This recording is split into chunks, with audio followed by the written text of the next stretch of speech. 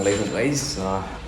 আজকে খুব খুশি, কারণ আজকে রাতে আমরা ইন্ডিয়ান যত মুসলিমরা আছি সবাই ফাস্টিং করবো, মানে রমজান শুরু। বাট যদিও আমি ফ্যামিলির সাথে থাকি না, যার ফলে আমার রমজানের প্রিপারেশনটা আমার নিজের করতে লাগবে, যার ফলে আমার আজকে একটু তো কেনাকাটি করতে লাগবে। কারণ তুমি সকালে যখন ঘুম থেকে ওইটা কিছু খাইবা, মানে সেহেরি খাইবা, তো অবভিয়াসলি কিছু খাইতে লাগবো যাতে তুমি সারাদিন সার্ভাইভ করতে পারো এবং ডিহাইড্রেশনের প্রবলেম না হয়। সবচেয়ে ইম্পর্টেন্ট যেটা হলো খেজুর কিনতে লাগবো, যেটা আমার সারাদিন এনার্জেটিক লাগবো, রাখবে আমাদের সারাদিন energetic. I just newly purchase this helmet. Comment করে কৌতো ওই হেলমেটটা কীরকম হয়েছে। সো চলো এখন আমরা এই রোজার লেগে কিছু শপিং করুম, প্লাস গুরুজির পিক করুম হসপিটাল থেকে।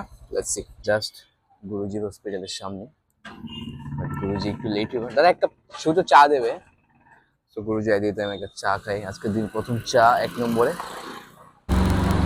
এগুলো কত করে কেজি? 500 টাকা কেজি? 1200?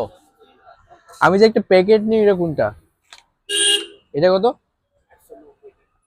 কমেছে নাকি দাম?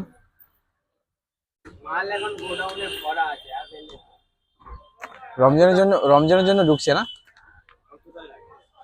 আমার তো ভাই একটা প্যাকেটই এনাফ। আর কিশমিশ তো আছে।